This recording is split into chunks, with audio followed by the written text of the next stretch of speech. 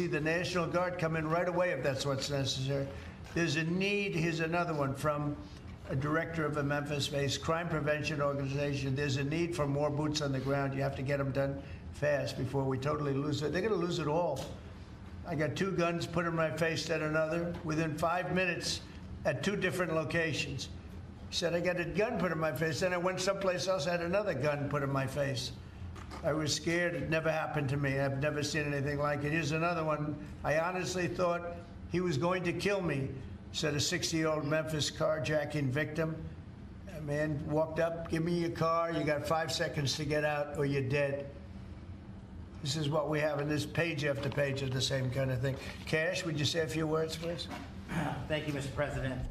Thanks to your brilliant foresight, you had asked us to go in quietly into these cities to help set the landscape, to work with the interagency, and to make America safe again. And we've done that under the FBI's banner program of Operation Summer Heat. And the results are only as good as the prosecutions. And because the Attorney General and the Deputy Attorney General have mobilized DOJ to successfully prosecute so many violent criminals, we have set the landscape for the interagency to come into Memphis and really make it safe permanently.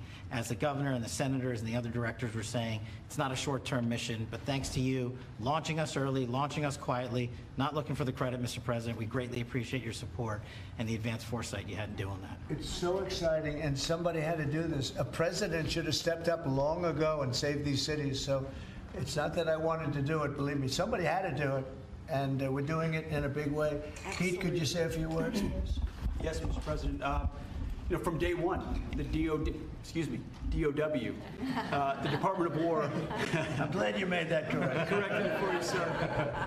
Has been proud to stand with our partners across the interagency, whether it's the Southwest border, whether it was Los Angeles getting ahead of that, whether it's right here in Washington, D.C., where Secretary Driscoll and the Army and the National Guard have taken the lead in helping across all of these great folks to secure the city. We are very proud to be here, to stand strong alongside law enforcement. We're glad that Memphis is the place to go. The volunteer state, we're not going to have any problems with the Tennessee National Guard being willing to go in and stand strong in Memphis, sir.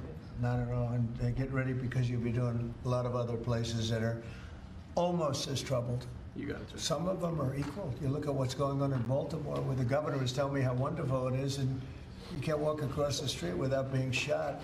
Could I ask our 2 great senators to say a few words, please? Of course. Please, Mr. Marcia. President, thank you so much. I want to say a thank you to Director Patel, because he had promised that he would come into Memphis. We've had Operation Viper there this summer. There have been over 500 arrests. There are over 100 indictments. And Memphis had the best stats they have had in years this past August. Last month, it was the best August they have had, and it's because of the work that's been done. And now to have a new phase of this enforcement for Memphis, where we are going to have all of these agencies working as a team, as the governor said, making certain that this is a long-term effort to make Memphis safe again. Mr. President, we are so grateful, and we thank you. Thank you. Memorandum to establish the Memphis Safe Task Force, and it's very important because of the crime that's going on, not only in Memphis, in many cities, that we're going to take care of all of them. Step by step, just like we did in D.C. We have virtually no crime in D.C. right now, and we're going to keep it that way. It's our nation's capital. We're going to keep it that way, or we're going to federalize it if we had to, but we don't have to anymore because it's in such great shape. This task force will be a replica of our extraordinarily successful efforts here, and you'll see it's a lot of the same thing, although the numbers here are really something. They're really bad. Now, we did send FBI in about 4 months ago to work, and it brought some of the numbers down, and they did a great job, but we're sending in the big force now. We also sent them into Chicago on a sort of a moderate basis, and we brought down crime a little bit in Chicago, but we're now going to bring it down very big. We're going to be doing Chicago probably next. I was with a great businessman, a man who is involved in all cities through his business. And I say, who do you think should be next after Memphis? And he said, sir, you've got to save Chicago. We're going to wait a little while. but he said, you got to save Chicago. You can't let it go. And this is a very prominent man that everybody knows in this room. Another man in Memphis was saying, Bill, he was saying, very interesting, he's on the board of FedEx, and his hotel is about a block away. And he said, when I walked there, I said, you know, I don't want to do this again. I never want to do it again. And they won't let me walk there. They take them in armored vehicles. They take the board members of FedEx in armored vehicles like a block away to the hotel. This shouldn't be the U.S. This shouldn't be the United States of America.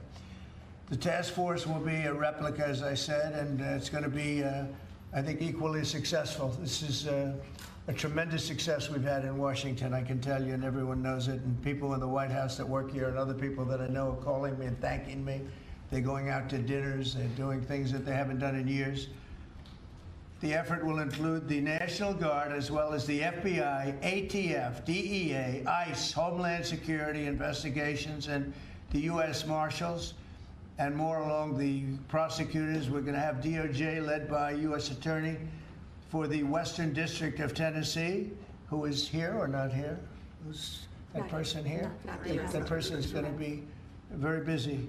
So we're going to have U.S. Attorney for the Western District of Tennessee, and most importantly, Pam Bondi's here. She's heading it up, and she's doing an unbelievable job in every respect beyond this. So also worked with some of the members of the team right here on D.C., and we're very proud of that effort. We essentially had the crime down to a very low rate in 12 days, and within another 10 days after that, it was so incredible.